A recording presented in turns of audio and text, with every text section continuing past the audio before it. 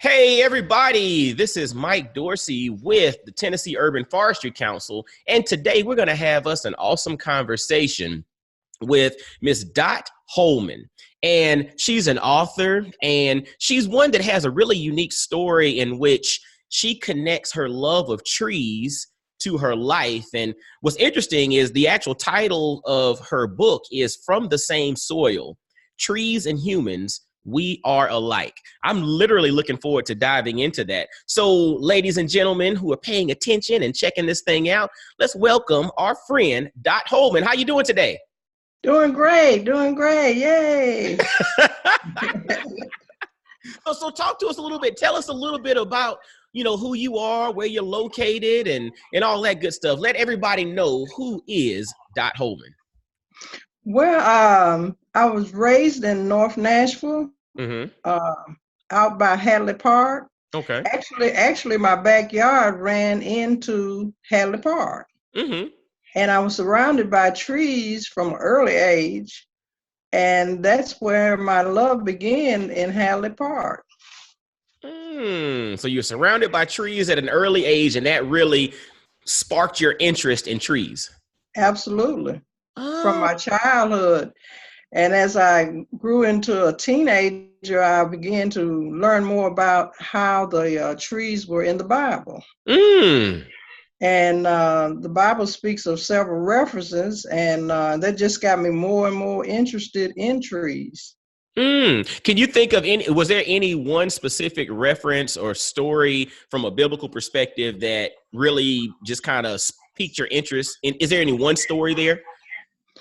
Well, it's interesting to me that trees were here before Christ walked the earth. That is true. Yes, and trees were created before the humans. So that's very interesting to me. And one of the scriptures that I love is that a stump can be cut down, but yet it has hope, and it will sprout out and live again, and it shall not die. And that's Job 14:7. A stump can be cut down, but it can sprout Yes, and live again. absolutely. Job 14:7. Wow. And so throughout your life, like before even going to writing this book, like what other interactions or what other things can you remember or memories can you remember from your interaction with trees, after that point? Well, one of the things that interested me about trees is how trees live together as a community. Mm. And we can look around, and that was one of the things that I wanted people to see through my eyes, that we can look around and see trees in a group, all different sizes, shapes, and colors, and they live together in peace and harmony. And that kind of stuck with me down through life. And that's one of the things I put in the book, because I think that the world needs to know that now. And that is so interesting that trees live in community. Like, and full transparency, I'm not a person that comes from the world of trees, right? I'm a communicator, I'm a speaker and author, all of that stuff. And one of the things that's interesting is when you explained it that way, it makes me take a step back and think about, I've never looked at a tree as community, but it's interesting, aside from trees that are purposefully planted by individuals, rarely do you find just one tree all off by itself. No. That is interesting. Like, I never thought about that. Like, it's kind of cool. And this is kind of one of the reasons to have conversations like this, because everybody's experience kind of brings something different to the table. But then by someone else listening to this conversation, maybe they'll now look at a tree totally different. That is my goal. I hope so. And I hope I start a tree movement where we'll realize that even in the forestries, trees are our lungs. And without them, the world will not exist. Wow.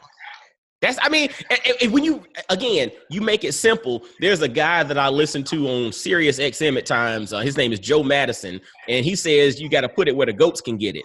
And so, and the way that you explained it was literally right there where anybody could get it. That's where the goats can get it. I like that. Right.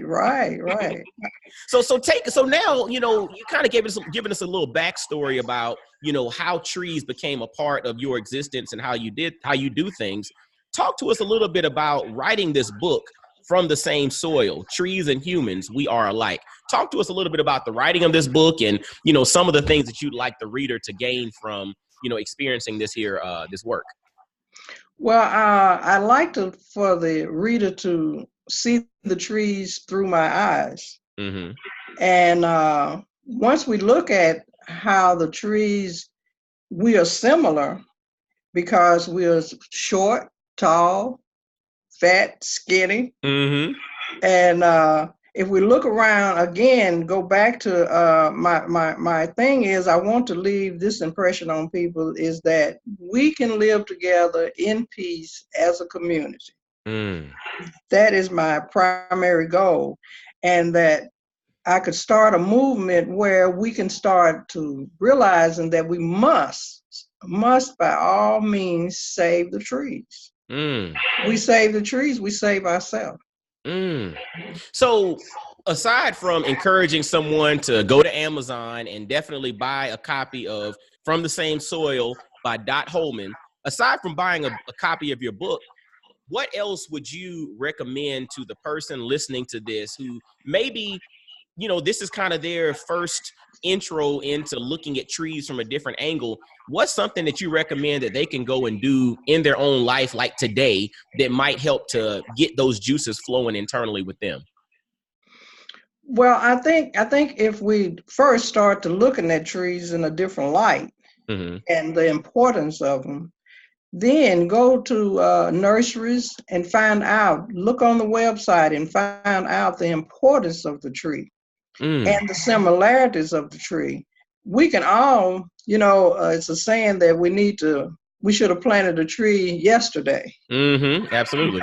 So I think if we would go out, purchase trees, we can turn this thing around. We can help with the climate change. One of my things in the book is that trees was the first air conditioner. Oh, that's true. That's true. The first air conditioner for real. Right. And so we still need that same air conditioner for the world. So I would recommend that we go out, get a tree, and plant it for the next generation to come. I hope y'all are listening to that, ladies and gentlemen. Miss Holman said, go get a tree and go plant a tree. That is your assignment. Go find a tree and go plant a tree. But first, also visit your nursery. Go to various websites. Go to tufc.com and, learn some of the resources or see about some of the things that you can gain in the realm of urban forestry, or just learn little tidbits about trees. Open up your mind to the possibilities of how trees connect to us, because my passion is people, right? So I look for different things that connect back to people. And when you start looking at trees through a different light and you understand, like, Miss Holman said there, that trees were the initial air conditioner, right? They connect to us. They help us to breathe. They produce this oxygen that we breathe in on a daily basis that we need to survive. We're all interconnected. And once we understand and see that through that particular light, then we'll have a different relationship with trees and we'll start to take care of them better. Correct? Absolutely. That's what we need to do. We need to take care of them and we need to plant them, like I said, for the next generation to come. We won't have a generation if we don't take care of the trees. We won't have a generation if we don't take care of the trees. Absolutely. Our forestries will be gone, and we will too. Absolutely. And so if we just learn to look at them through my eyes and learn to love what God has created. He created us, like you said, for all of us, we're connected. We're connected together. It's one big thread. Absolutely. And so we're all woven together. And we are to be good stewards of this universe. We got to be good stewards of the universe.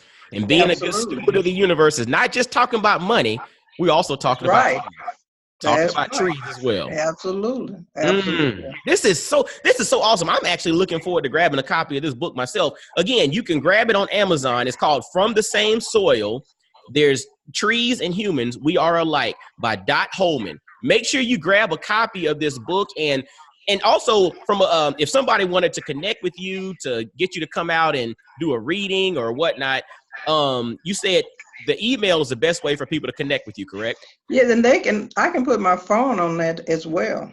Oh, okay. They can call me. It's 615 Mm-hmm. 474 Mm-hmm. 1925. 1925. And so we have 615-474-1925. If you have any questions for Ms. Dot Holman in regards to her book, or want to have her come out and do a reading, a book signing, but then also to just kind of pick her brain in regards to her experience growing up with trees, give her a call. But you can also email her dorothyholman50@yahoo.com.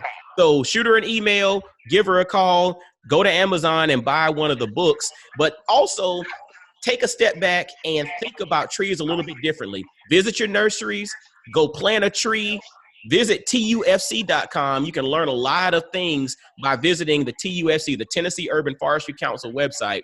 Learn a little bit, engage, ask questions, but then also share what you learn with somebody else. You know, Maya Angelou said, when you get, give, when you learn, teach.